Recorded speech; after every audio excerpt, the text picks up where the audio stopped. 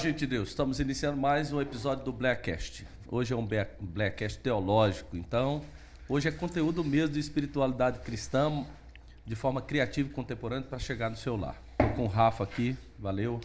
Tamo junto. Rafa, gente, hoje o pau vai quebrar, hein? Eu acho que o primeiro episódio que você teve aqui, só para lembrar isso aqui, o primeiro episódio que você teve aqui foi com esse personagem aqui. Não. Foi um personagem muito mais teológico que esse. O primeiro que eu tive. Foi? Foi aquele lá. Do pastor Itamar? Pastor Itamar, Itamar? Foi rapaz, o primeiro? outro teológico também. Então ele foi o segundo. Foi o segundo. Então, estamos recebendo aqui hoje, gente, o pastor Johnny e o pastor junto. Enoque. Estamos aqui para falar de teologia. Certo. Assim, daquela outra vez, pastor, eu não apertei tanto, né? Não, hoje a gente tem mais liberdade. Já tem um ano, né? Que nós estamos fazendo hoje podcast. eu vou falar para você. Hoje eu Um não ano vou já? passar, não. Um ano já de podcast? Um ano de Blackcast? podcast. Mas assim, o senhor tá na roda também hoje, né? Hoje eu vou fazer pergunta e responder também. Isso. Esses três aqui, meus amigos, são o corpo docente do Bleia Cursos. É um corpo docente de peso, viu? Mackenzie, esquece. Mackenzie, esquece. Andrew Jumper, esquece. Não tem um corpo docente desse peso. Tá? Só pra deixar claro. Mas só em relação ao peso mesmo, né?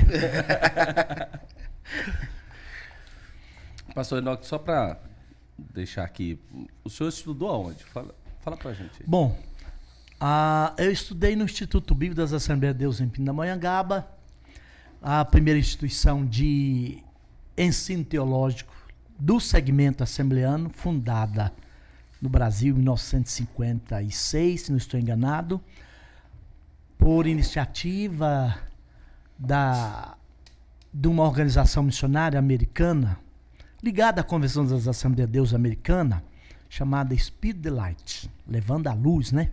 Sim. Que enviaram para o Brasil a missionária Ruth Doris Lemos, então recém-casada com Colenda. o luterano, ou antes luterano, João Colenda Lemos, sobrinho de J.P. Colenda, que foi o grande mentor, e não apenas o mentor, mas também o idealizador e, em certo sentido, o financiador deste Instituto Bíblico, que sediou-se em Pindamonhangaba, uma cidade do Vale do Paraíba, uma cidadezinha pacata, cujo nome de fato, de um dialeto indígena, significa fábrica de anzóis. E certamente em função de que todo seminário visa informar para formar para transformar através do Evangelho. O Evangelho só chega às pessoas via aquela analogia do pescador, e daí deu sentido, né? Na cidade fábrica de anzóis, instituiu-se uma escola de pescadores de homens. Legal. Aqui em Goiânia, tem muita gente que foi lá, né? Foi. Ficou lá. Por exemplo, eu tive lá por 2 períodos distintos, ou assim separados, né? Eu fui na década de 80, 84 e 85, mais precisamente. E aí, nesse período, nós éramos formandos do curso básico em teologia, em 85, 23 formandos de Goiás. A nossa igreja hoje, a qual a gente pertence, Campo de Campinas, ainda na gestão do saudoso pastor Albino Gonçalves Boaventura, nesse tempo financiava, pagava os custos para 9 alunos. E éramos de Goiás 23. Goiás chegou um período lá que só perdia para o estado de São Paulo, né? Que sediava, o estado que sediava a instituição, Rio de Janeiro, que é muito próximo, Paraná e Santa Catarina. Nós teve ano de sermos o 4º estado, quando estava muito distante, o 5º em número de alunos. Nesse período áureo da instituição, que vai ali de 78, 79 até 88. De lá para cá, em função do surgimento de outras escolas de educação teológica no nível, então, do IBAD, e as pessoas imaginaram ou passaram a entender que não valeria tanto o esforço de se deslocar, deixar famílias para se internar, que era um internato por 2, 3, 4 anos, tendo em vista que o conteúdo dessas outras escolas recém-fundadas estavam mais ou menos no mesmo nível, no mesmo patamar. Mas, de fato, está no mesmo patamar do IBAD? O que o senhor acha, verdadeiramente? Não. Tem teologia assembleana no mesmo nível que o IBAD fez há alguns anos atrás, umas 2, 3 décadas atrás? Eu acho que em termos de conteúdo teológico, sim. Talvez não hoje, por influências N, de outras escolas e escolas de teologia, dentro do escopo amplo da teologia reformada. Eu penso que hoje tem escolas por aí, ainda que pentecostais assembleanas, que avançou, está um pouco adiante daquela teologia feita lá, nesse aspecto de conteúdo. Mas no aspecto de formação, digamos assim, do obreiro, do missionário, do pastor, que era a proposta do IBAD, né? Em função de ser um internato e ter uma densa atividade também de caráter espiritual, por exemplo, um devocional na capela todas as manhãs. Tinha oração todo dia ao meio-dia. Oração também às 18 horas. E um culto coletivo para toda a escola e até visitantes e pessoas ali da vizinhança, da rua, da Avenida São João Dom Bosco, ou Dom Bosco, não sei, e que frequentavam na quarta noite e na sexta noite. Então, isso dava uma densidade de formação espiritual e do caráter cristão muito denso. E também a visão, digamos assim, muito, eu diria até rigorosa da direção do que concerne quem não se adequasse à perspectiva de formação teológica também, evidentemente, mas a formação mais do caráter do aluno, ou seja, do obreiro, era convidado a deixar a escola. Isso acontecia todos os anos. Teve anos de ser expulsos ou serem convidados para ir embora, grupo de 8, 12, 14 alunos. Por terem dificuldade de se adequar e se adaptarem à política administrativa interna do próprio instituto. Nessa Entendi. época, pastora Enoque, você já tinha família? Já tinha Não, já era casado? A primeira vez que eu fui solteiro, né? Solteiro. Morei internamente. Aí poderia citar colegas hoje com quem eu morei, dividi um quarto, porque cada quarto tinha 12 alunos, nós éramos 247 alunos nessa fase aí. Nessa fase de 84, 85. Hoje, alguns são pastores, missionários fora do Brasil. são Alguns pastores aqui de da Goiânia América. conhecidos, senhor, sem para citar que o senhor conviveu Desse lá mesmo dentro. período? Desse mesmo período. Eu cito o pastor Gideon, que hoje é pastor batista em Umas. Mas tem outros. O pastor Eu Edmar cito o fez pastor lá, Edmar Rezende. Pastor Pedro Silva. Pastor Pedro Silva é um pouquinho depois. Mas tempo. ele também foi formação logo lá. após, formação lá. O pastor... O Ida Marques, o Ida não? Marques é do meu Marques, período. do período do Pastor Natan Mariani, que hoje preside... Natan, muito preside Mundo Novo. Muito nome. Foi digamos assim, uma safra muito produtiva, né? A posteriori, poucos anos depois, já não tinha uma... Entendi. Pastor Uma Enoque, safra, o senhor colocou como uma das grandes distinções a questão de que havia a formação de conteúdo, mas havia também a formação para o ministério. Isso. Eu acho isso interessante, porque aí eu, fazendo uma análise aqui, não é nenhuma crítica para quem hoje é professor, diretor de seminário de teologia, eu acho muito válido em qualquer, vamos dizer, qualquer programa, mas eu penso que aí há uma falha hoje, nesse sentido assim, de pegar, eu já coloquei gente da minha igreja pagando para fazer teologia. Mas o que eu observo? Que a maioria se torna academicista porque não tem um programa de colocar esse menino na prática. Certo.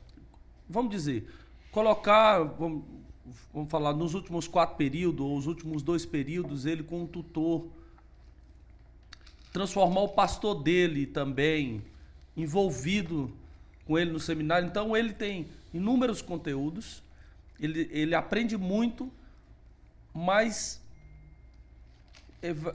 alguns vão se distanciando tanto da prática da igreja que ele começa a ficar muito da leitura, muito reflexivo, muito complacente, assim, como é que se fala? Muito ortodoxo. Ortodoxia, só na ortopraxia ele deixa de lado. Isso, e ele não tem uma prática. E aí ele vai gostando muito de livro, e muito da igreja, dos irmãos, do envolvimento dele ali. E o que eu observo também é que essa questão voltada para a idade, eu não sei, mas pelo que eu vejo, quando um camarada tem uma formação, vamos dizer, em direito, engenharia, ele já tem uma profissão que ele vai procurar fazer teologia. Um menino mesmo, quando ele está ali saindo do 2º grau, raramente ele vai pensar em fazer teologia. Por quê? Porque ele pensa primeiro, não, eu vou ter primeiro uma profissão para depois eu fazer teologia. E antes não era assim. Por quê? Porque a pessoa ia para um seminário desse, ele já pensava, eu vou estudar para eu ser um pastor. Concordo. Ele teria uma... Na cabeça dele, ele estava sendo enviado como alguém que vai estudar, mas que ao final disso, ele vai exercer o ministério.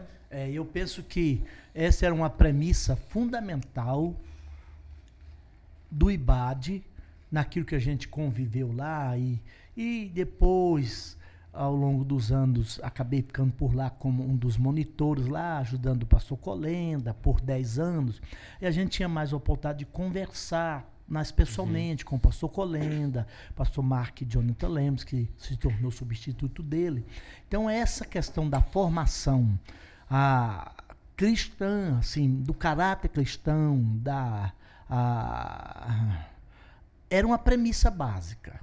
E daí eu lembro muito de pastor Colenda, em função dessa premissa, certamente, de preocupar com aqueles alunos que chegavam para lá, isso que o pastor Marquinhos colocou, sem definir a vocação. Né?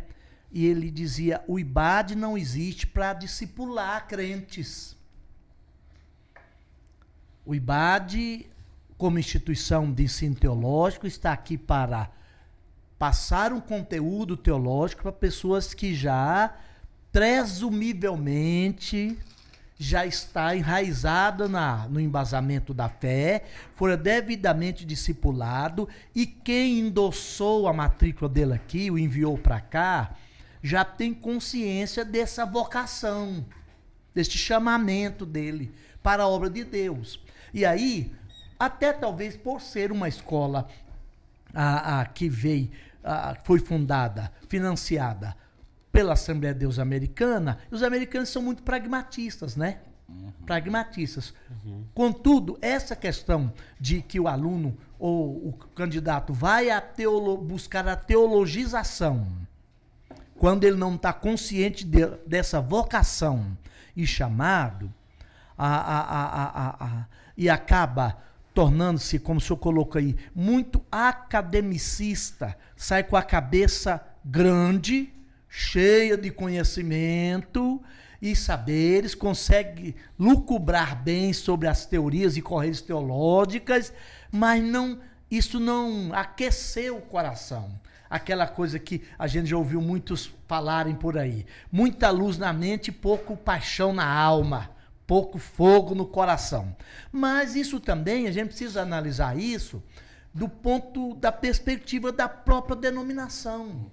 que por muitos anos, mesmo depois da fundação do Instituto Bíblico, se posicionou contra, chamando aquilo de fábrica de pastores, porque aquele lado muito pragmatista de que eu só faço teologia porque eu preciso de encontrar um espaço dentro da estrutura religiosa para exercer, vamos botar entre aspas, esse ofício, para não dizer uma profissão religiosa, também eu acho que não pode ser amplamente justificado à luz do Evangelho. Todo chamado e todo vocacionado para o reino de Deus, penso que vai ser chamado para alguma tarefa lá. E todo vocacionado e chamado sentir-se-á, em algum momento, a necessidade, até em função do chamamento e a vocação, de se preparar. Todavia, não basta ser teólogo e fazer teologia para a gente imaginar que o cara tem vocação e chamada. Essa é a questão. Talvez esse academicismo que tomou conta e que acaba prejudicando essa ou aquela comunidade de igreja, e especialmente entre nós pentecostais e assembleanos, para a gente delimitar ainda mais, é o fato de a gente não ter compreendido isso. De ter, enquanto denominação, especialmente nós agora que estamos entrando para essa vida, a busca da teologia mais acadêmica, de procurar encontrar, sempre haverá as exceções, aqueles que vão estar meio fora da curva no que concerne a vocação e chamado, mas sempre procurar incentivar, endossar, patrocinar, inclusive, mandar para lá, para a academia teológica, aqueles que a gente já percebe vocação, interesse, essa direção para isso. Aí a denominação comete um erro lá. Até só para encerrar aqui, esse aspecto aqui, eu falava numa reunião recente de pastores, presidentes, líderes, eu disse, tentei fazer uma colocação, uma análise, uma reflexão, para entender o porquê essa briga, esse disparate entre o teólogo, no sentido técnico do termo, aquele que tem o conteúdo abrangente do escopo da fé cristã, da teologia dogmática, histórica e até a teologia prática, com o pastor no púlpito. Dirigente. O pastor que dirige, que está na comunidade. Porque ele vai lá para a academia, o candidato a teólogo, e vê toda essa proposta de reino de Deus, de igreja, de salvação, e tudo aquilo que constitui as doutrinas que compõem o núcleo da nossa fé, ele vai estudá-las do ponto de vista da perspectiva do ideal. Só que ele chega na realidade de igreja por ter faltado formação. Porque se hoje tem um erro de mandar para a academia alguém que não tem vocação para o ministério, lá atrás também, a gente, mesmo os vocacionados, nós não pedimos nenhum preparo mínimo. E aí, entre o ideal estudado na academia e o real experimentado na igreja, é um abismo enorme. E quem está lá por ignorância, eu não vou nem dizer por má fé, ignorância no sentido de não conhecer, vai enxotar, para usar um termo bem forte aqui, enxotar e até desvencilhar-se desse teólogo, porque ele perturba, porque não é que ele é gente má, ou que ele é mau, ou que tem uma intenção de instabilizar a vida do pastor dirigente, ou do pastor presidente, ou da comunidade. É porque, coitado, ele enfurnou 4 anos num seminário, ou numa instituição teológica, e viu tudo a respeito do reino de Deus e da igreja, da perspectiva do ideal, e é o ideal que nós sempre perseguimos, não é? Só que ele volta para uma realidade onde o real está, eu vou usar a expressão bem forte, anos-luz do ideal. É isso aí que há o choque. Nesse ponto eu queria perguntar, para fazer um casamento aqui, eu quero perguntar para os... Vocês são um pouco mais novos que meu pai lá, então... Eu sou pros bem teólogos. Eu fiz um link aqui, antes do Rafael falar, eu fiz um link aqui, você está falando que o João Colenda era luterano. De Ou de família família luterana. luterana. Porque parece que na história do luteranismo, nós temos pelo menos 2 teólogos, Rafael, que conseguiu casar bem essa questão da teologia com a igreja local, que é o Calbart e o Bonhoeffer, que tiveram uma formação voltada para a igreja local, pastor Marcos Sérgio. Eles conseguiram, é um ideal muito difícil de alcançar. O Bonhoeffer, o doutorado dele era pensando nas crianças É verdade. E na tradição luterana que ele tinha que voltar para lá para conseguir. Eu acho esse ponto aí, o pastor Enoque colocando esses links aí, é um dos desafios maiores da nossa jornada na teologia. O estudante, o seminarista em teologia, é um dos pontos mais difíceis. É muita terminologia nova, é muito termo novo, é muita ortodoxia que agora ele está absorvendo. E aí ele volta para o seio da igreja local e aí ele tem que lidar com essa dura realidade. Isso. Aí o que eu ia perguntar para você nesse ponto aí, John? Uhum. Porque o pastor falou bem, falou assim, olha, parte dele, do estudante também que vai para academia, ele tem um processo que ele mesmo talvez escolha, por deliberada vontade dele, de se academicizar demais, se interessar mais pela ortodoxia e deixar a ortopraxia. Mas talvez o portão de subida da escada do púlpito não está fechado também. Não tem um processo do outro lado que fecham e aí não é ele. É fechado não por ele, é fechado por outras pessoas, que foi justamente aí. Eu quero perguntar uma pergunta objetiva para os dois mais novos. Vocês acham que os portões para subir ali no púlpito hoje na Assembleia de Deus estão meio que cerrados e fechados assim para o teólogo? Eu acho que não. Eu acho assim, ó. Eu penso que a Assembleia de Deus, em qualquer perspectiva, ela dá muito acesso para aqueles que têm conteúdo, aqueles que buscam. É uma igreja que dá muita oportunidade. Mas o que eu penso é que não há, de fato, um despertamento na juventude de buscar na teologia, porque eu penso que se um menino com 17 anos, ele está saindo do 2º grau, ele já está sendo inclinado para as escrituras, ele é um vocacionado. Porque eu não imagino que é o diabo que está pondo ele, nem a carne. Porque o diabo não vai querer esse menino lendo para edificar a igreja. A carne também não quer isso, vai colocar ele para outras coisas. Então, eu penso que é o Espírito que está levando ele, o Espírito Santo que está conduzindo ele para esse desejo e para essa vocação. Eu penso que não tem uma base hoje, lá na adolescência, ou quando esse menino está tendo, vamos dizer, o poder de decisão, de escolha, de ver que a teologia é um caminho a se seguir para uma vocação. Sim. E aí nós temos uma crise de vocacionados mesmo. Porque quem normalmente chega é quem está vamos dizer, exerceu uma liderança, estava ali, alguém que estava muito próximo do pastor, que estava trabalhando e que muitas vezes não teve tempo de reflexão. Uhum. E aí é colocado essa pessoa, e essa pessoa, eu li um livro que fala assim, pastor tem que ter 3 coisas. O primeiro é saber de mandamento. O que é saber de mandamento? É conhecer a doutrina, é compreender para não colocar essas ovelhas, entregar uma ração boa para que essas ovelhas tenham saúde espiritual, elas sejam alimentadas. Então a primeira coisa é essa. Para depois gostar de gente, para depois ser um gestor, para depois outras coisas. A primeira coisa é essa. Então, eu penso que a Assembleia de Deus eu também faço aquilo que eu falei para o pastor Enoque, que tem gente que vai para estudar teologia e essa pessoa claramente ela vai ser um mestre, mas ela tem dificuldade de ser um pastor. Por muitas vezes na prática pastoral,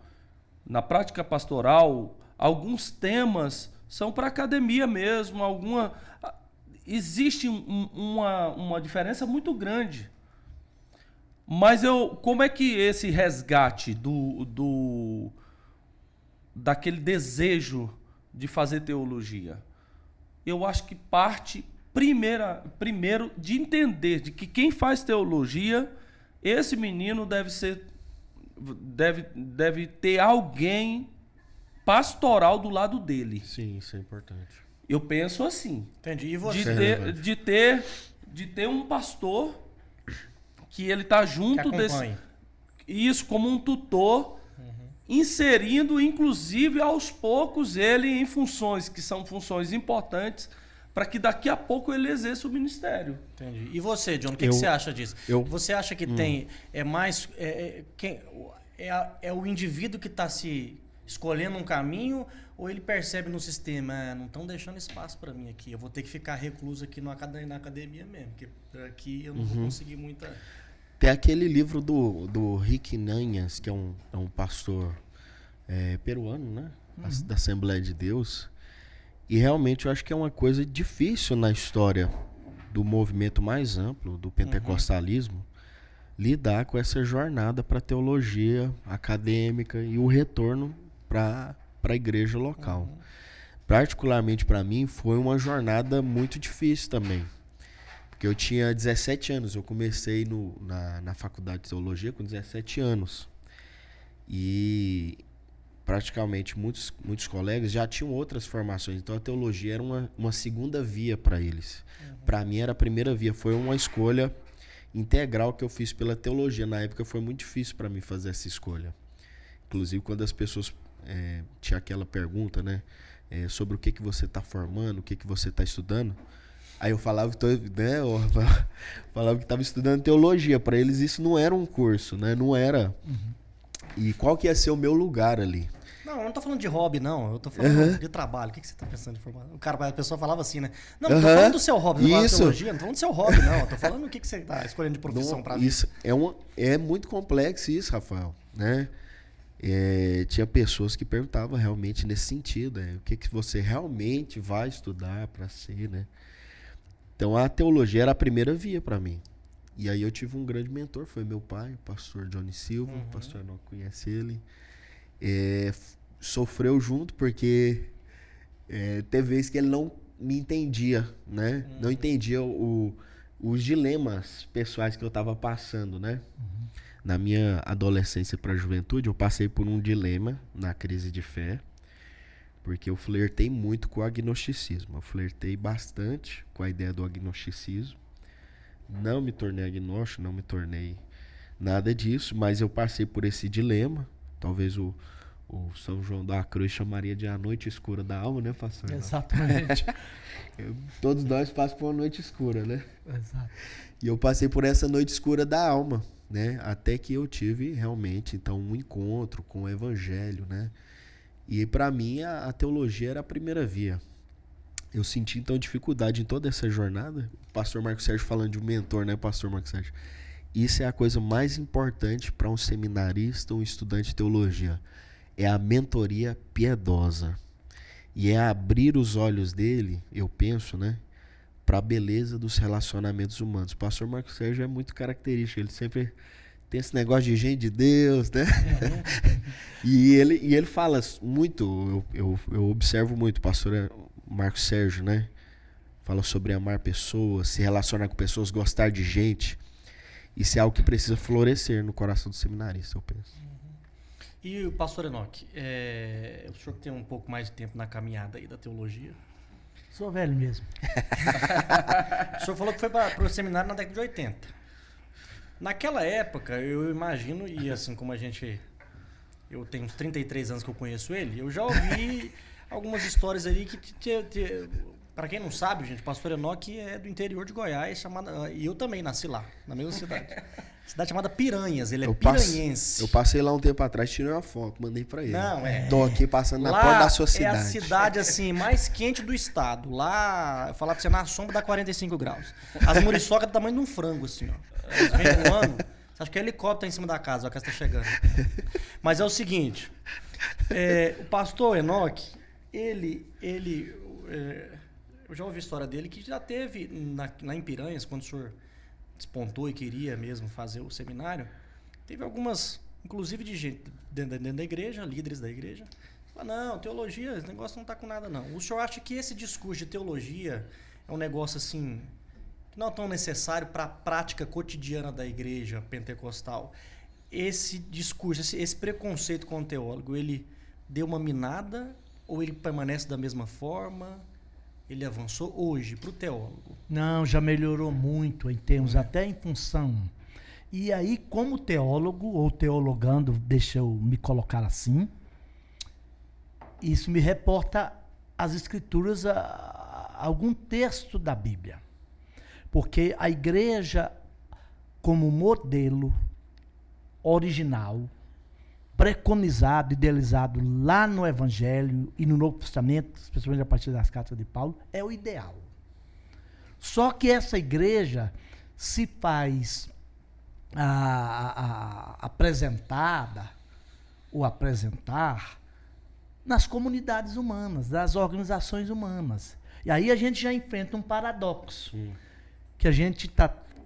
O produto, a massa que a gente tem para fazer acontecer a igreja, aquele projeto que o acadêmico de teologia estuda lá na academia, é a partir dessa massa chamada ser humano. Entendeu? E aí, a teologia também, em função de estar mais próximo da perspectiva ideal, ela está mais aberta a questionamentos, e eu diria, além de que o questionamento já seria um passo adiante, mas a olhar toda essa realidade institucional, organizacional, feita de gente como a gente, filho de Adão, com um senso mais crítico. Exatamente porque ele tem o ideal absorvido, adquirido lá na cadeira da Academia de Teologia.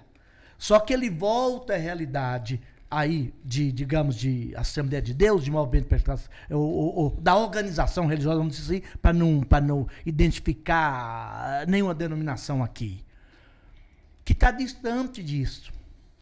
Até nesse aspecto que você perguntou para eles, há um cerceamento? Não há. Mas há toda eu diria... Engrenagem. Uma engrenagem político-eclesiástica, sim, mas também uma prática não verbalizada, não explicitada, no sentido de que sistemicamente vai, de alguma forma, em função dessa distância do ideal, do real, cercear a chegada daquele que vem de lá com esse senso crítico muito aguçado. Porque, entenda um senso crítico, a partir desse ideal absorvido lá, ele vai estar buscando propostas. Aquela velha tese do próprio Lutero, Igreja Reformada sempre reformando. E que aí eu estava dizendo, reporta ao Evangelho. Jesus falou que ele vinha trazer algo novo, um vinho novo, e que os odres velhos, as estruturas velhas não suportariam. Ora, sendo Deus um Deus eterno, dinâmico, e que tem uma ação sempre nova e restauradora para cada instante, evidentemente que existe mover ações de Deus ao longo da sua história que vai destruir, arrebentar as estruturas dos odres velhos. Isso é interessante. Só que quem assenta na cadeira do odre velho, da instituição, do sacerdócio antigo, não quer o profeta. É por essa razão que, mesmo na história da Bíblia, os profetas sempre foram mortos entre o trono e o altar. Porque o trono, representando o lado político institucional, né, estabelecido, e o sacerdócio representando também a instituição de caráter religioso, mas é uma instituição. E o sacerdote que está na cadeira não quer mudança. Ele vai caindo na corrupção de Eli, ainda que aproximando do Icabode. Ele espera o Icabode, mas ele não muda. Entendeu? E tem essa questão que a gente precisa entender. Logo, mesmo o teólogo que vem de lá com essa mente crítica, e precisa ter essa mente crítica no sentido mais piedoso do termo crítica aqui, de buscar mudanças, mas que mudanças que sejam processadas, buscadas e, digamos, de certa forma, implementadas e efetivadas a partir da própria arcabouço da revelação às Escrituras, porque ele é teólogo. Aí, muito dessa mudança aí que eu queria chegar, dessa, digamos, abertura. Essa dinâmica. Né? para não admitir que há um cerceamento, você usou portões para o púlpito. Eu vou dizer, acesso ao púlpito.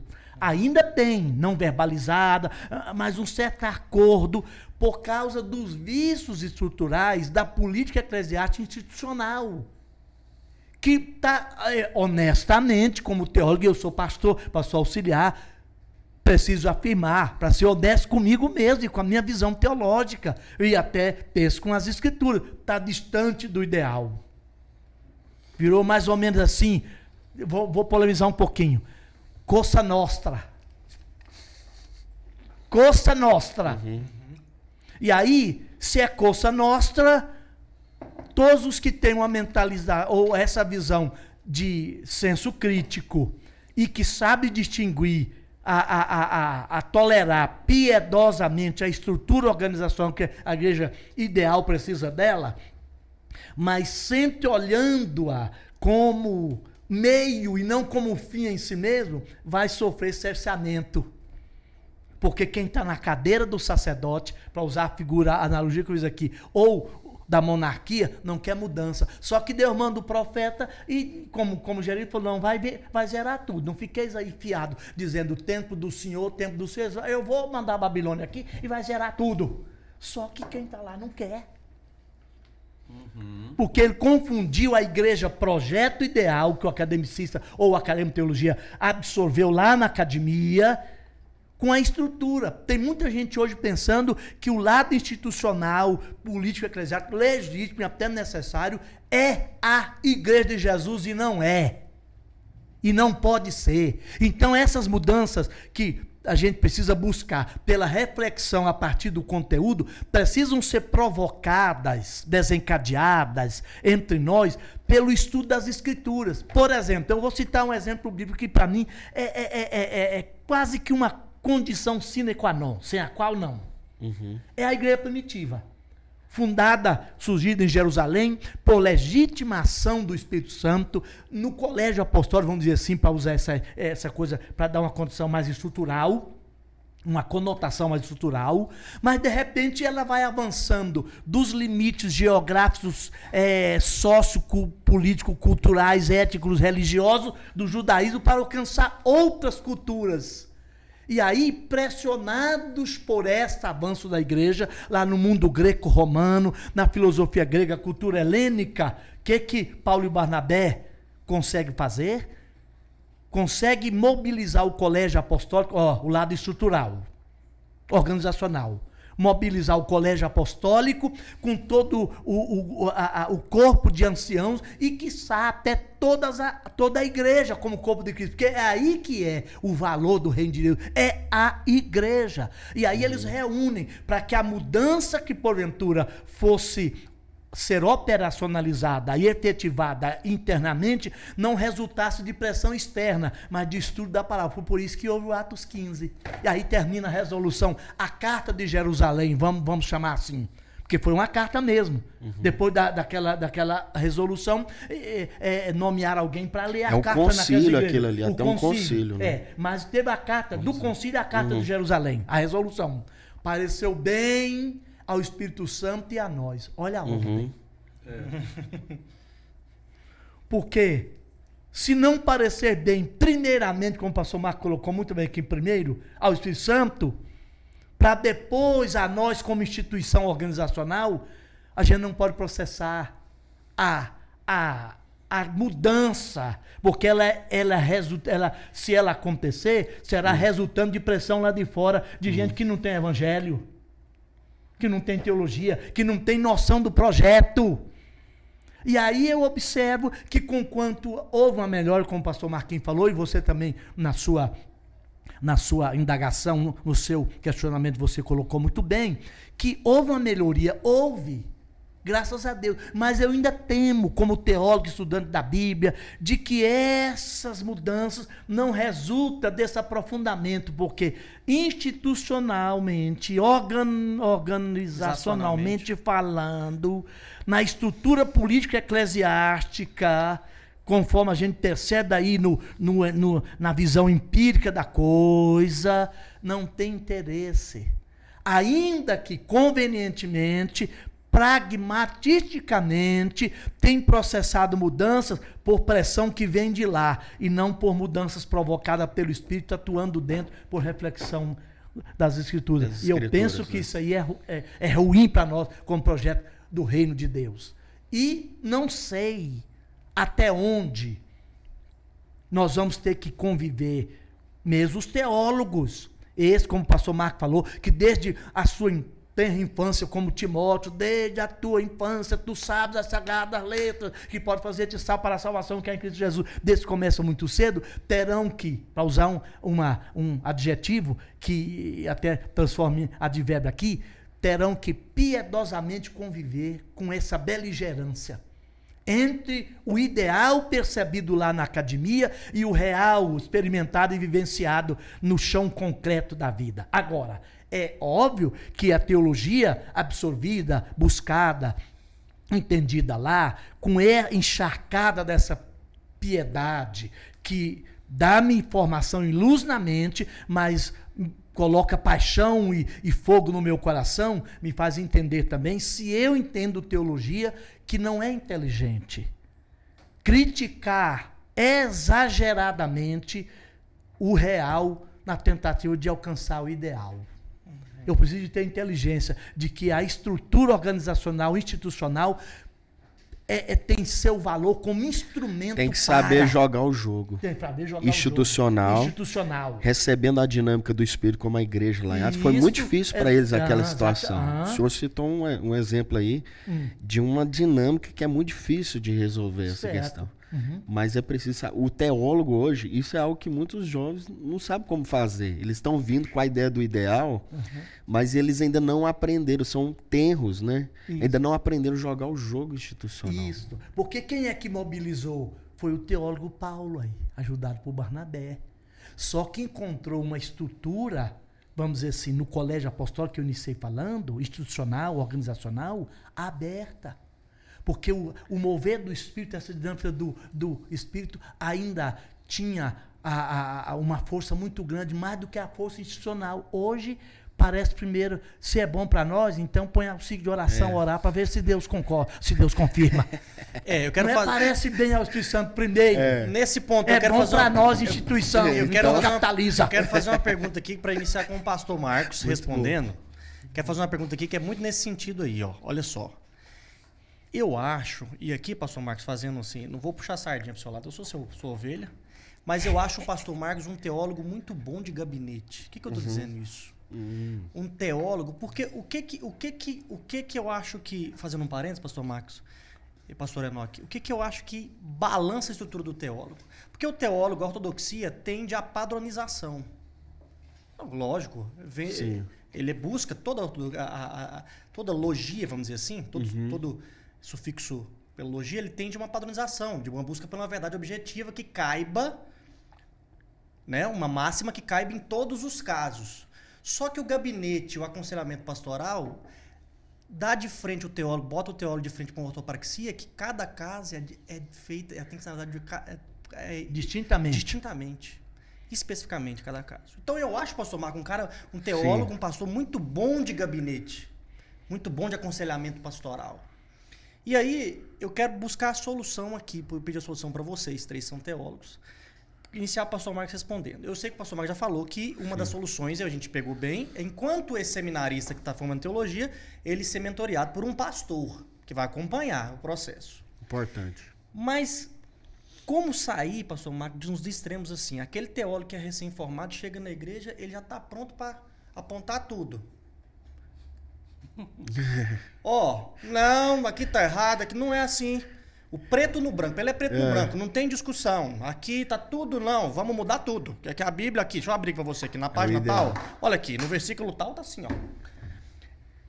Literal, preto no branco, letra fria, ele quer alterar tudo. Ele não vê o acinzentado, não existe o acinzentado, os casos complexos. Esse extremo, eu quero uma solução assim, dos teólogos, vocês aqui, porque eu não tenho que estar, eu só ganho perguntar. O extremo do cara teólogo que chega para fazer desse jeito, sem entender e entrar no jogo, como vocês disseram, meu pai disse, você disse, entrar no jogo, entender o jogo dinâmico da estrutura que existe. Ser melhor de eclesiologia também. Né? Eclesiologia que é longe da prática, não presta para ser eclesiologia também. Então, esse cara, para fugir desse extremo e não cair no outro extremo também, de endossar com uma teologia coisas que estão distantes da teologia bíblica.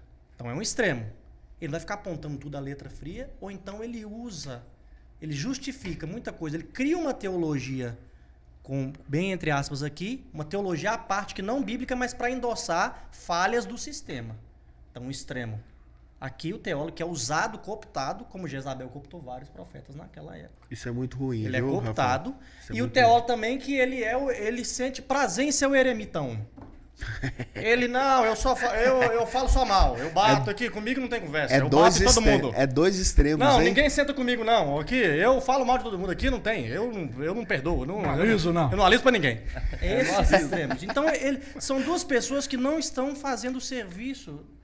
Não estão dialogando com a igreja. Não estão dialogando com a igreja. Não tão. Esse não edifica a igreja porque ele se isola e ele critica tudo, e o outro foi cooptado. Eles falam no púlpito, a igreja não entende a conversa deles. Me fala aí, pastor Marco, o que você acha desses dois extremos e qual que é a solução que você acha hoje pra gente tentar sair disso? Primeiro, referente ao gabinete, eu quero dizer para você que, assim, ontem eu preguei em 2 horários lá na igreja. Nos 3 cultos eu preguei em 2, 17 e 19. E eu preguei para um público lá, vamos dizer, no primeiro culto 250 pessoas, no segundo umas 400. Mas toda vez que eu vou para o gabinete, eu prego individualmente. Então, uma coisa é eu pregar para todo mundo. A outra coisa é eu pregar para o Johnny. Eu acho que isso traz muito mais resultado. Por isso que eu permaneço muito no gabinete. E provoco o gabinete. Provoco também. Quando eu falo assim, Rafael, qual o horário que você pode ir lá no gabinete? Aí o Gabriel fala, olha, pastor, eu posso ir amanhã. Que horário? 19. Então pronto. Aí eu vou perguntar da família dele, vou perguntar dos filhos, como que ele está no trabalho. Quando ele termina, ele fala assim, mas é só isso? Eu achei que o senhor ia falar, não, é isso.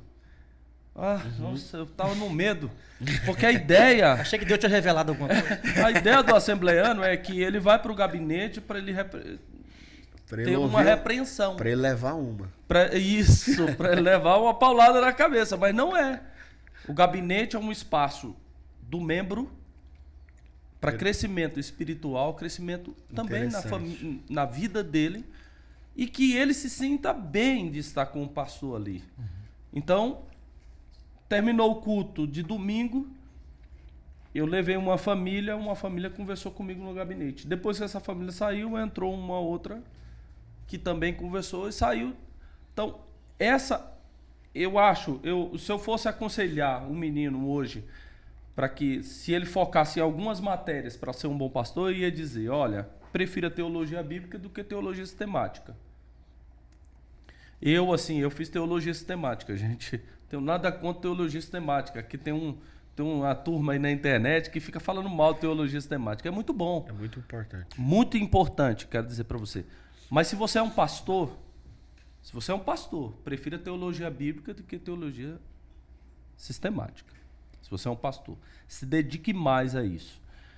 Uma outra coisa é que alguns pastores entregam o púlpito para bons obreiros, que nós temos bom obreiro. Mas esses bons obreiros, bons pregadores, ele tem que admirar o pastor no púlpito. Ele tem que olhar e falar, esse meu pastor prega e ele edifica. Porque eu acho que o primeiro papel do pastor é alimentar a ovelha. É o primeiro papel do pastor, ele tem que alimentar. Então ele tem que ser bom em pregação. Não pode se isentar desse chamado, dessa responsabilidade. Tem que assumir ela. Ele tem que assumir ela. Ele pode ter lá 500 obreiros que pregam muito bem, mas ele tem que pregar a ponto desses 500 dizer, eu gosto de ouvi-lo, porque ele é muito bom. E tem que admirar. E uma outra coisa, o último que eu iria dizer, além de teologia bíblica e teologia da pregação, eu ia dizer que é aconselhamento. Eu acho que essa é uma grande fragilidade. Por quê? Porque boa parte das igrejas não tem gabinete. A gente visita irmãos, chega lá, ele atende, vamos dizer, no final do culto em pé. Igrejas grandes que não abrem o gabinete. O gabinete é uma coisa assim, exclusivamente para receber o pastor Enoque e o Johnny.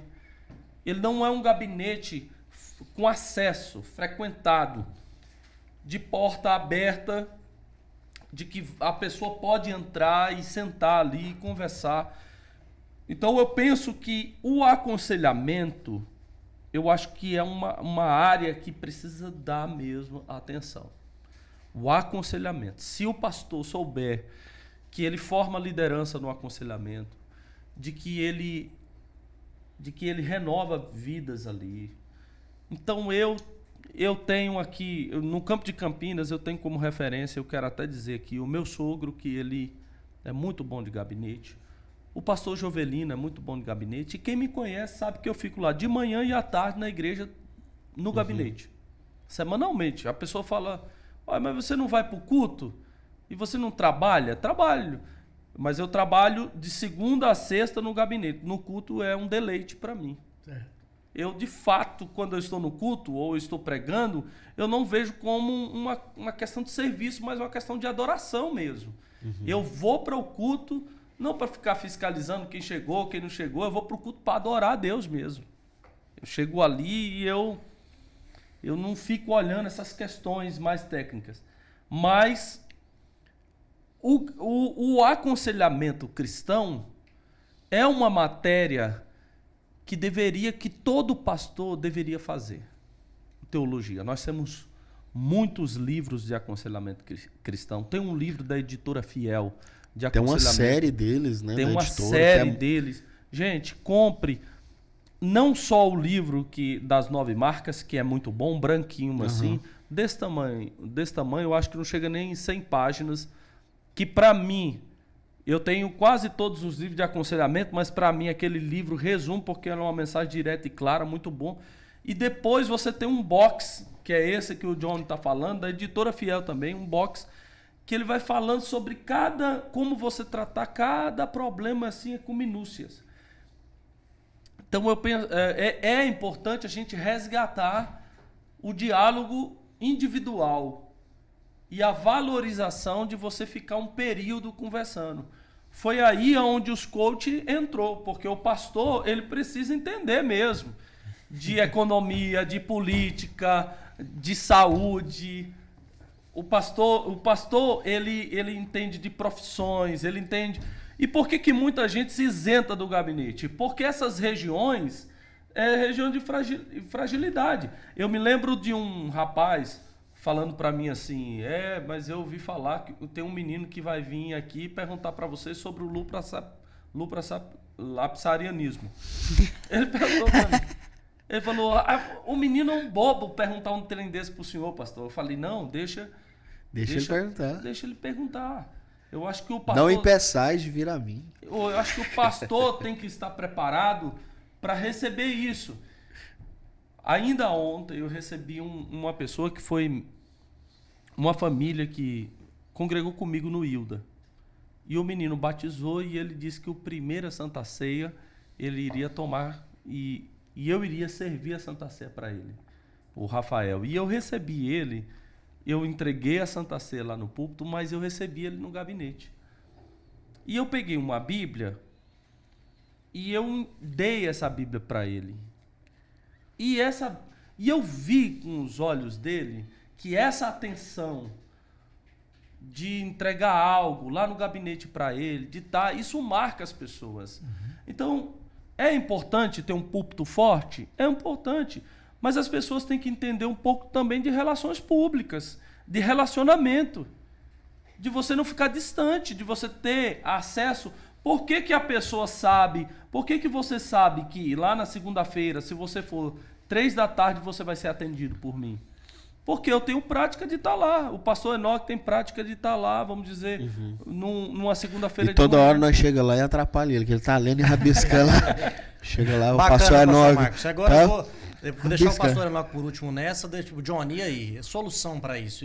Além do que o pastor Marcos falou, você corrobora com ele falou? Corroboro e eu também senti essa experiência, né? No ministério pastoral local, tive 2 anos e meio como pastor local, e você lida com muitas áreas acinzentadas. Eu entendia que eu não gostaria que o pessoal entendesse mal o que o pastor Marcos quis dizer sobre a questão da teologia sistemática.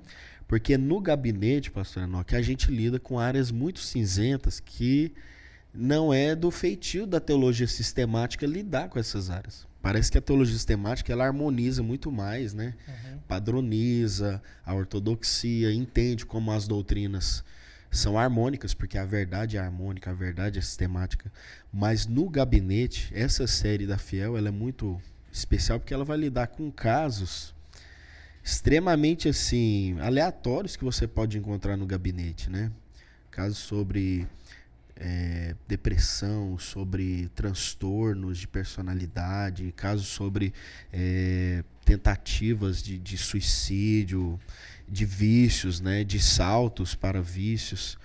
Então eu corroboro isso aí, é uma área que precisa ser fortalecida hoje, é o aconselhamento pastoral, né, e a teologia bíblica. O pessoal que às vezes se pergunta o que é uma teologia bíblica, é uma teologia que se interessa pela, vamos dizer assim, pelo background, pelo fundo, né, de conhecimento de cada autor da escritura, dos livros das escrituras, como que esses livros, como que esses autores, com as suas teologias complementares, né, eles fazem sentido, como que Tiago complementa Paulo e vice-versa. Então a teologia bíblica, ela dá um arcabouço importante na jornada pastoral, no aconselhamento pastoral. Então eu entendo o que o pastor Marcos quer dizer sobre a questão da teologia sistemática, que o pastor vai acabar lidando, igual a questão do lapsarianismo aí, né? O pastor vai acabar lidando. E tem gente na igreja que espera isso. É supra ou infra? Você é supra ou infra? Eu sou translapsariano, eu tô além. eu tô tentando entrar, pastor, naquele caminho anglicano, onde eu realmente assim faço parte de todos e todos fazem parte de mim. Gosta de Lewis, isso aí, gosta de Lewis. É bem anglicanista, é bom, né? E você, pastor Enoque, o que você acha dessa solução pra gente não ser esse cara que critica, o teólogo que critica tudo e o teólogo cooptado? Eu penso que não é uma solução fácil. A própria história demonstra isso. Mas é também da natureza do próprio ser humano e, por extensão, de qualquer organização desse ser humano, mesmo sendo a Igreja de Jesus. É a possibilidade dessa beligerância. E que ela não é em si mesma negativa. Ela pode ser potencializada, utilizada para esse crescimento. Haja vista, para voltar ao exemplo bíblico que eu coloquei aqui, do Atos 15. O versículo 6 vai estar dito lá, e houve grande debate. O problema nosso hoje é que a gente não quer o debate, não quer a discussão, não quer a arguição, não quer a lucubração, né? Aquela questão de pensar. Bom, mas penso que uma busca de solução, se não a solução precipuamente falando, mas a busca dessa solução passa por o que o pastor Marquinho e o pastor Johnny disse. Entendendo da necessidade, primeiro, de que é preciso que nós tenhamos sim uma teologia sistemática, porque é ela que vai dar a cosmovisão ampla da proposta. E acho que penso como assembleano, como pastor e como cristão, sobretudo, que na nossa prática de igreja, de eclesiologia, como você disse em algum momento aí, que está um tanto distante daquela proposta ideal, nós nos fracionamos muito por faltar esse conhecimento mais sistemático que dê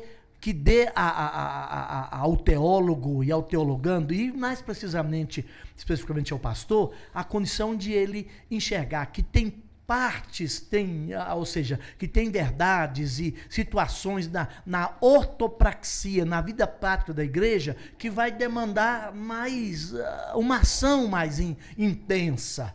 Mas mesmo esse momento não pode discrepar absurdamente do escopo amplo da teologia, porque senão a gente não cria uma cosmovisão.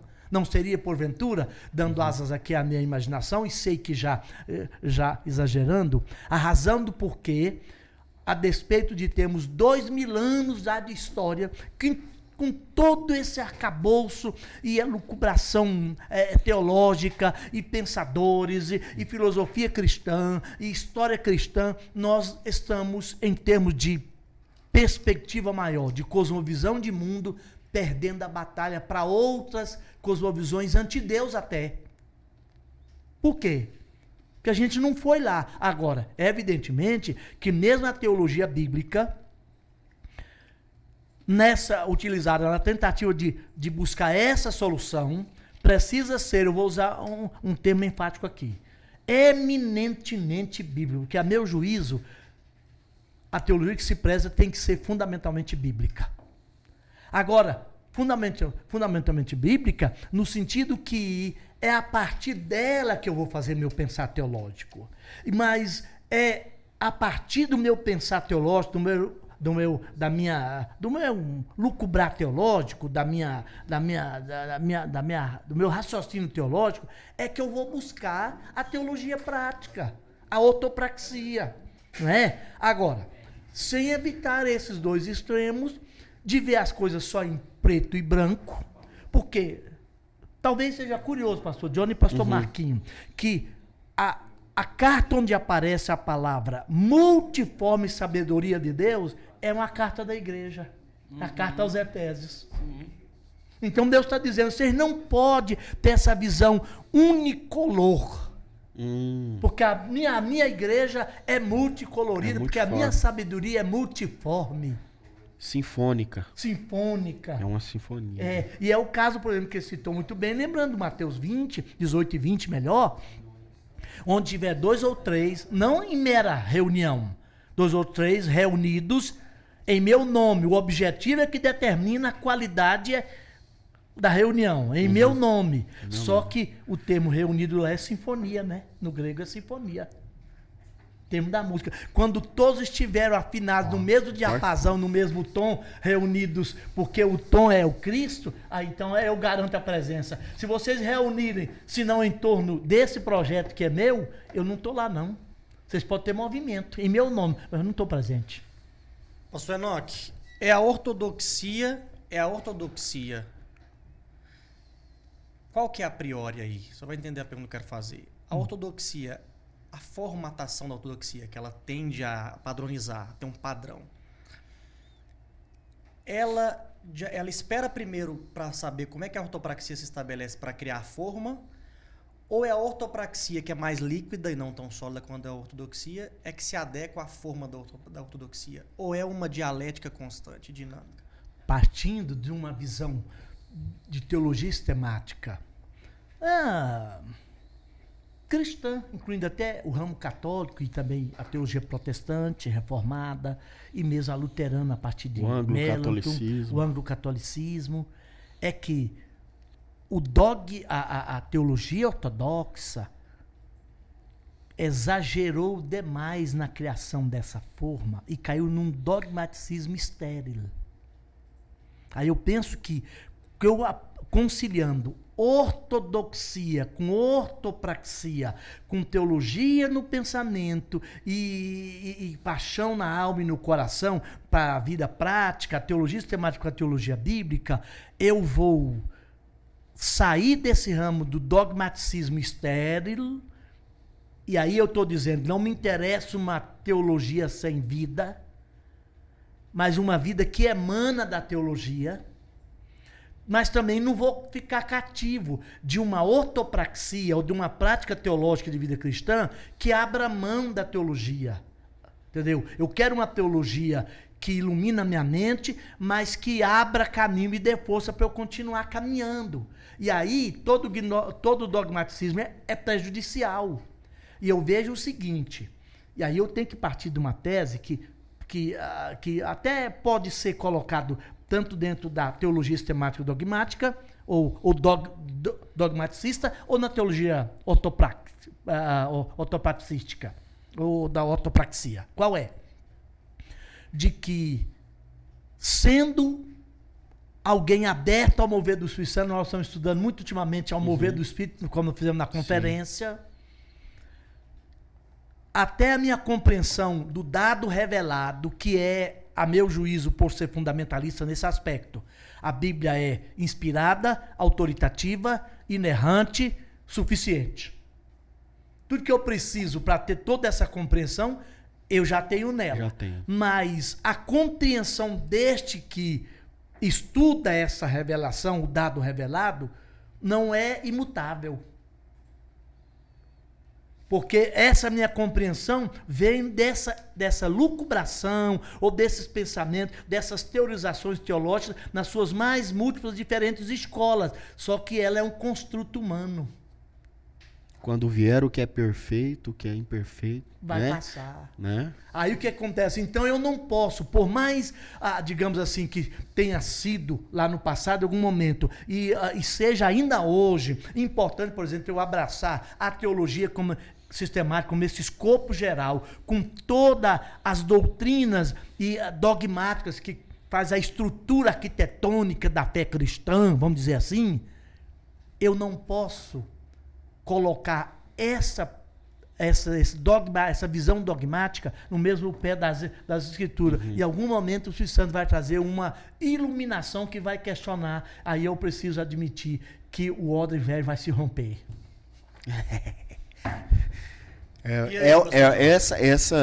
Eu acompanho o pastor Enoque há algum tempo, né, desde que eu conheço, falando sobre... Essa é uma dificuldade também, né? Essa... não absolutizar a elucubração teológica, vamos dizer assim. E algumas pessoas temem quando a gente conversa um pouco sobre isso, né? Esse dia eu estava falando com o Rafael, né, Rafael? Aquele assunto sobre o Doiver, né? Ele querendo ali fugir, transcender toda a elucubração, e alguns teólogos se preocupando dele acabar caindo no ceticismo, mas não é essa a proposta. Por isso que eu cheguei a interromper o pastor Enoque, porque eu vejo isso na proposta de Paulo, lá em Coríntios 13, né? Agora nós vemos em parte, né? Nós vemos como num espelho, mas estamos vendo alguma coisa, né, pastor? Não tem uma parte, não tem um todo. A gente precisa estar a caminho de alcançar caminho. ainda mais do todo, ainda que jamais alcancemos o todo em todo o tempo e aqui, mas nós estamos a caminho de ver mais do todo. Ver mais do todo. Sim, estamos vendo em parte. Então, assim, eu entendo essa fala do pastor Enoque.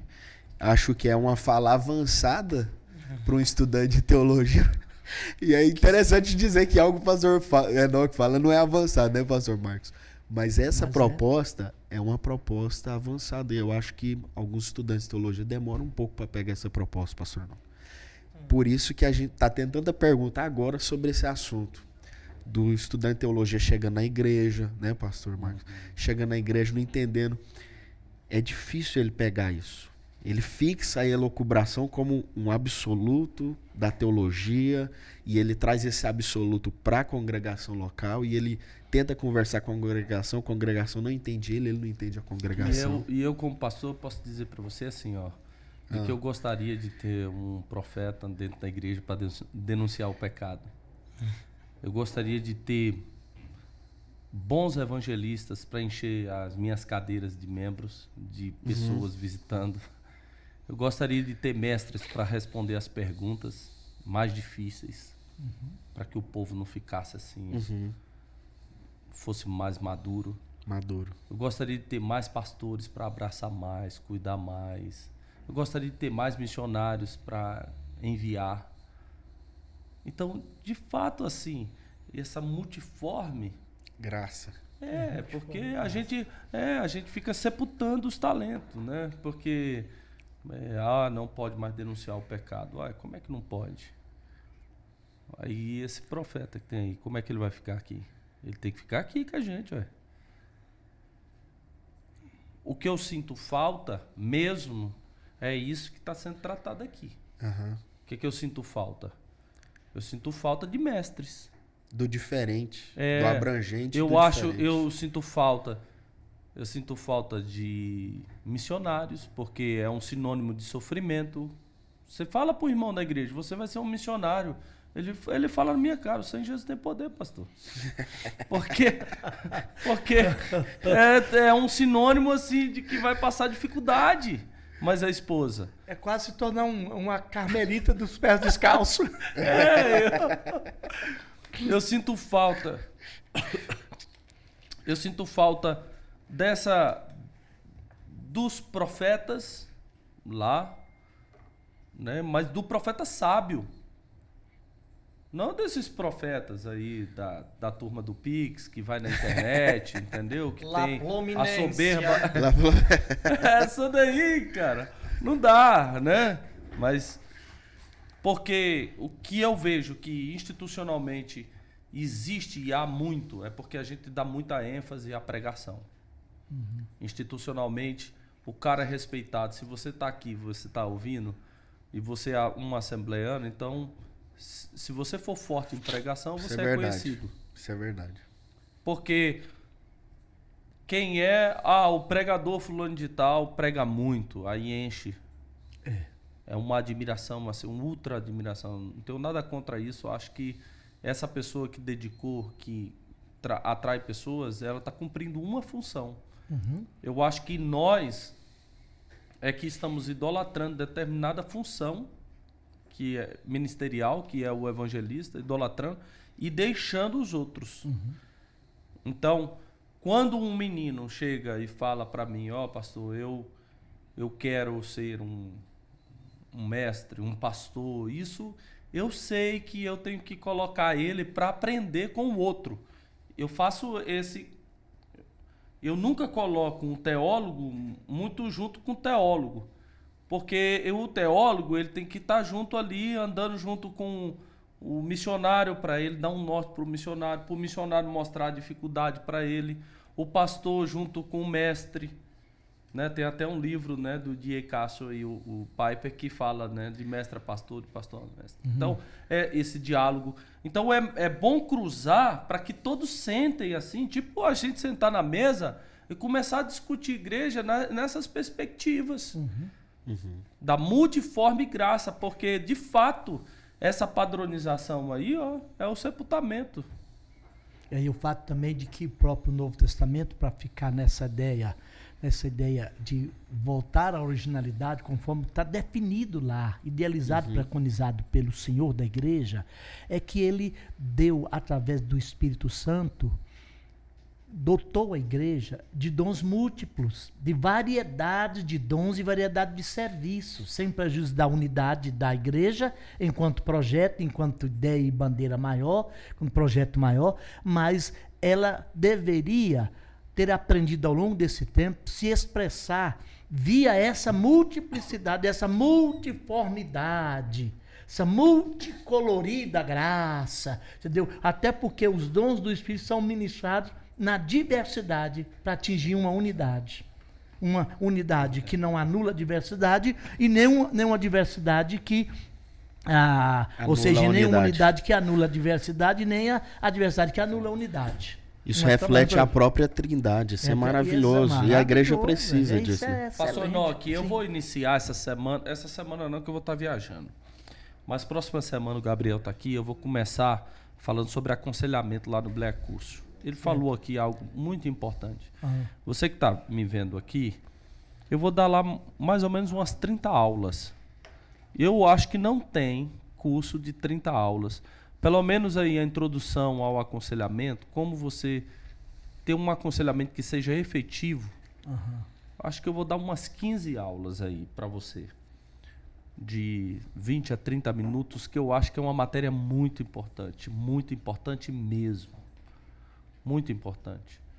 E eu penso também, assim, de que o Black Curso hoje, com o curso de pregação, o Johnny está aqui, eu admiro muito o Johnny. A pregação indutiva, o Johnny vive isso. Né? O Johnny pregou lá na nossa igreja. Os irmãos, assim... É um terreno que eu tô querendo explorar muito, viu, Marcos? Porque é carente também na nossa cultura, assim. Essa compreensão, porque a nova homilética, que é a pregação indutiva, foi uma tentativa de responder aos desafios do pós-modernismo. Então é importante hoje falar de pregação indutiva. E o John tá pregando para a irmã Jesulina de quase 90 anos e para o meu filho de 4 anos com a pregação indutiva. As histórias, a maneira que expõe é muito bonito. Então tem muita gente que gostaria de aprender. Eu quero dizer para você que eu já tenho à disposição aí em torno de 30, 40 aulas já disponíveis de pregação. O pastor Enoque dando interpretação. O Johnny dando apologética. Então, se você quiser hoje, o curso já está disponível. Você vai lá no YouTube, no site, coloca Bleia Curso e você vai estar à disposição ali. Tem até uma promoção. Isso. A promoção só prorrogou, pastor, mas a gente pode, dependendo da procura, a gente pode fazer mais, né? Legal. Sim, a expectativa aí, vai que a gente lança mais promoções. É verdade. A gente, depende do pastor Marcos, ele tá bom, ele acorda bem de coração. Tranquilo, Essa semana eu tô tranquilo. querendo aconselhar, E querendo depende ajudar. dos irmãos também da nossa igreja, não ir com muito problema também. Não vai com muito problema, que daí deixa o problema um pouco pra lá, que daí ele fica com o coração mais leve e ele lança umas promoções boas no Bleia Curso. Ontem ainda, pastor Enoque, um rapaz falou na rede social assim, de que admirava esse resgate da educação cristã. E eu quero valorizar aqui os jovens, porque eu estou vendo que tem muitos jovens buscando a educação cristã.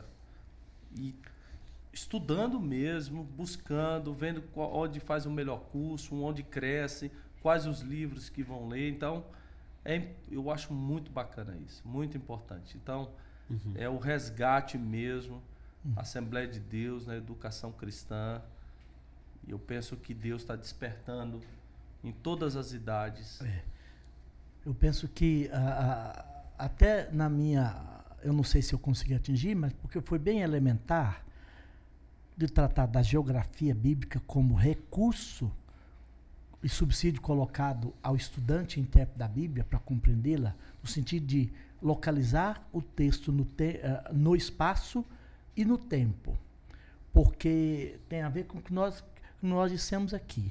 Nós fazemos teologia e precisamos continuar fazendo teologia sem aquele pedantismo próprio das grandes teorizações, das grandes teorias e escolas de teologia, mas como essa teologia prática, essa teologia da ortopraxia, que encharca a vida, que nos faça mais piedosos do que meramente intelectualizados da fé, intelectuais da fé, entendeu? Parte sempre da Bíblia, precisa ser a partir da Bíblia. E a grande dificuldade nossa hoje, como segmento, e não é só a Assembleia de Deus, não, todo segmento evangélico, é de olhar a Bíblia muito fragmentariamente, muito departamentalizada. Sim. Aí a teologia que resulta até desse estudo, lá na frente, a posteriori, vai carregar as características e as marcas dessa visão segmentada, os vícios dessa departamentalização. Penso que a gente precisa de encontrar um todo, porque a Bíblia é um livro divino, inspirado por Deus, soprado pelo Espírito, os autores escreveram impelidos pelo Espírito Santo, mas é um livro divino humano, humano divino, divino humano. Porque ela foi produzida numa contingência, numa realidade, numa cultura, numa estrutura linguística, gramatical e morfológica diferente da nossa, outra perspectiva filosófica, ideológica, cultural diferente da nossa. E como é que eu vou entender essa palavra aqui? Aí eu penso o seguinte, que o Espírito Santo sempre preocupou levar-nos à Escritura para ouvir Deus falar por ela e ouvir Deus falar, interpretá-la corretamente e, interpretando-a corretamente, entendê-la consistentemente para vivê-la praticamente. Essa é a visão que eu penso. Ter outra teologia que não elaborar, não caminhar por essa voga, eu acho que ela é deficitária. Você deu apologética quantas aulas? Olha, eu tô com pelo menos 5 aulas de apologética, né? E a gente está abrangendo mais isso aí, porque a gente quer abranger pressuposicionalismo, que é algo importante, é essa estrutura maior, macro, não fragmentar. Eu estava observando o pastor Enoque falando sobre a questão questão de absolutizar, né, certos teoremas, né? Então, a apologética hoje é uma área de muitos absolutos, às vezes, né? Absolutos de argumento tal, X, sobre evidência tal. Geralmente, os seminários que dão apologética, eles já fragmentam os alunos. Então, você vai aprender esse argumento X sobre a existência de Deus, você vai aprender esse argumento X sobre a encarnação de Cristo, ou sobre a ressurreição de Cristo, e isso é apologética. A minha proposta também segue um âmbito maior. A apologética é algo mais pressuposicional. É entender por que o naturalismo não faz sentido, o pós-modernismo também fracassa, por que o humanismo racionalista fracassa. E aí isso dá um arcabouço maior para o apologeta cristão. Né? Não é só falar da evidência X ou Y para a existência de Deus. É penetrar no terreno inimigo, na seara dos filisteus, os pressupostos, demolir, né? Porque Paulo disse, né, que todo pensamento será cativo, levado cativo. Nós temos armas espirituais para conseguir demolir fortalezas de argumentos, é o que ele diz. Então, depois de demolir, nós vamos dizer agora que a sua cosmovisão fracassou, vamos provar outra. Provai e vede que o Senhor é bom. Olha aí, que bom. Aí nós fazemos o convite para a cosmovisão cristã. Então é uma proposta ampla. Johnny Lewis, ele. Prominência. E é interessante que o pastor Enoque falou, e é assim, eu pelo menos lá no Blackcast, eu tento falar coisas que de fato ajudem aquelas pessoas que nunca também tiveram contato com a teologia. Eu falo sobre pregação expositiva, e o primeiro ponto que eu falo é sobre o texto. Ao invés de você procurar comentários, porque muitos não têm bons comentários e nunca leu, ou outros são escravos quando vão comentários. Pregar, de comentários. Antes dele abrir a Bíblia, ele já abre o comentário. Isso, ele já abre o comentário, ele lê o comentário para dar deixa eu ver do se a Bíblia apoia ele... isso aqui. Sim, e uma das primeiras aulas que nós estamos dando lá de pregação expositiva é você partir do texto, de você brincar com as palavras, de você pegar e fazer perguntas a partir desse texto. E antes de você buscar lá o contexto, o que eles pensaram na época, o que eles estavam vivenciando, e antes de você pensar a doutrina que há ali, antes de você pensar em contextualizar, você trazer ali a partir daquele texto.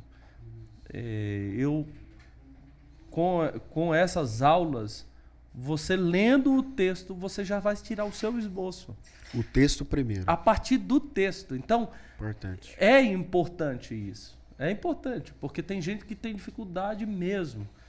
Vai fazer o sermão, ele já vai procurando tantas coisas que ele já vai tendo dificuldade de montar o seu próprio esboço. E ele não chega ao texto desprovido de ideias preconcebidas. Às vezes já carria para o texto ideias preconcebidas e todo pressuposto, se eu não souber trabalhar, ele vai determinar a conclusão. Né? Claro. Controla a interpretação. Controla a interpretação. Já que a gente não Aí eu acho interessante essa ideia da gente tratar a Bíblia primeiro dentro do seu contexto histórico, cultural, religioso, filosófico, político, e perceber a narrativa, perceber o enredo. Porque a história de Deus tem saga, suor e lágrimas, tem um enredo. Eu vou entrar lá. Primeiro perceber, para depois eu tirar a elucubração, por exemplo, de postulados, teorias e ver a evidência, no caso da sua apologética ali. Como é que... Antes, o que vem antes, né? O que vem antes. O que é pré-teórico antes, Isso, o que vem, exatamente, o que é mais intuitivo isso, ainda pra gente pensar. A prioristicamente, o que eu enxergo aqui? O que eu enxergo? É a vida humana, ser humano. E que me ajuda a entender dentro de um aspecto, de um espectro mais amplo, a ideia de que a revelação é linda, é extraordinariamente fantástica, tanto no modo como ela aparece no texto sagrado da Escritura, mas absurdamente assim, extraordinariamente na revelação de Jesus de Nazaré, porque esse é o processo dentro da ideia da encarnação, que eu vejo da beleza da encarnação de Deus. Ele veio para a nossa história, ele veio para o nosso meio, ele veio caminhar conosco. Não é um Deus distante lá, propondo, gritando e chamando pra gente correr pra ele. É um Deus que vem pra nos tornar guia. Isso é pra nos tornar escandaloso. nosso guia. Esse é o E escândalo do evangelho. cristianismo. Aqui tá a pedra de toque de Tico Chamim de todas as outras cosmovisões. Eu ganhei um presente do pastor Enoque uma vez, um livro do Paul Tillich. Aham. E aí, uma das frases que marcou foi: nenhum mantra, nenhuma frase, nenhuma pregação religiosa é tão forte e concreta como uma vida de verdade. Falando sobre Jesus. Sobre Jesus. Jesus é uma vida de verdade. O verbo primeiro se fez registro, mas depois ele se fez carne. Ô Johnny, Carneiro, Johnny, nossa, você tá a um escritor de ser cancelado pelos teólogos. Você já citou Calbart, agora Meu Paul Deus. Tillich. Não, Então você mas já tá um Eu escritor quero de ser citar agora. Até que o vou Bonhoeffer citar já William perdoa, Seymour, agora que é o William pastor Seymour. Você não William perdoa. Seymour. Vou citar quem mais? Vou citar aqui Benny Hinn, pra você. Rafael, o que você tá achando? Você tá achando que nós três aqui estamos dialogando bem? Não, o que é no isso? Black Vou falar um Curse? negócio pra vocês. O que você tá achando dessa ideia aqui? Tá muito transcendente esses Gente, três eu aqui. eu achei bacana O demais. que você até tá pra gente achando partir dessa pro trindade encerramento. aqui? Essa trindade aqui. Não, eu falo pra você, parecendo tá melhor que um monte de transfiguração. Deixa eu falar um negócio pra você. Eu, assim, até pra partir pro encerramento, que a gente... Vamos encerrar agora, né, pastor? Mas eu quero dizer assim, que eu cresci num lar de um teólogo. E então, assim, graças a Deus por isso, fui muito honrado por Deus por isso, né? E agora, numa mesa com 3 teólogos, e divisões assim, e ortopraxia tão diferentes, né? Mas de ortodoxia que se Complementa, encontra, se se complementam, isso é muito bacana. Então, assim, eu estou muito feliz de ter recebido você, viu, pastor Enoque? Viu? Não, pastor. Benção.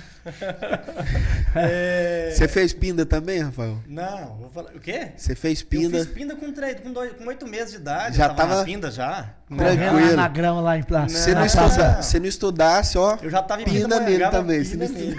Johnny, é um prazer também. A gente se conhece não há tanto tempo, mas é um prazer te ouvir, conversar com você, trocar ideia com você. Obrigado, eu acho que Rafael. Deus, não tô sendo, eu não tô sendo profeta do Pix, não, mas eu acho que Deus tem um Plominência. caminho plominencial para você. Amém. Ô, glória. Muitas plominências na sua vida aí como teólogo, viu? Você ainda vai edificar bastante a igreja. E pastor Marcos, você sabe que eu te admiro muito, sou seu pastor por conta da admiração. Então, tamo junto. Gente, valeu demais. Nós estamos encerrando aqui. Pastor Enoque, pastor Johnny, obrigado. Rafael, todos. Eu acho que pelo menos uma vez por semana, tá bom? Tá Que bom, isso? tá Vamos. bom. Tá ótimo. Tá bom. De 15 em 15 dias. tá? Não, uma vez por semana. Uma vez por semana. Gente, é muito bom falar de teologia. Você que está aqui, você tem a oportunidade de conhecer mais lá no Blackcast e a gente está à disposição também aqui para edificar a igreja. Muito obrigado, pastor Enoque, pela sua presença aqui. Ok, eu que agradeço. Obrigado a todos. Obrigado à equipe aqui. É sempre um grande prazer. E é da nossa lead, né? Por ser pastor e estar lidando com questões voltadas às escrituras e, por extensão, da teologia, né? Foi um grande prazer. Obrigado a todos. Valeu, Abraço a Prazer, todos. obrigado, pastor Marcos, pastor Enoque, Rafael. Estamos sempre juntos. Muito obrigado a todos. Bleia Curso, se vocês querem mais disso aqui, Bleia Curso, viu? Um abraço a todos. Nós estamos aqui no YouTube sempre a partir do sábado às 16 horas. Eu acho que hoje vai sair um episódio. Eu vou conversar com o Gabriel para soltar hoje à noite, até para a gente fazer um teste numa segunda-feira, assim, às 22. Ver se o Gabriel ali vai definir o horário. E nós sempre temos aqui entrevistas, que seja entrevista, vamos dizer, falando sobre a vida da pessoa, ou também assim... O Gabriel trazendo hoje às esclarecimento. 16 horas ele tá levantando o episódio. Hoje na segunda às 16 horas ele vai levantar. Quarta-feira, pronto, o Gabriel já colocou aqui, ó. A quarta-feira, às 20 horas? 8 horas da noite. Pronto, esse episódio vai sair a quarta-feira, às 20 horas. Grande abraço a todos. Deus abençoe.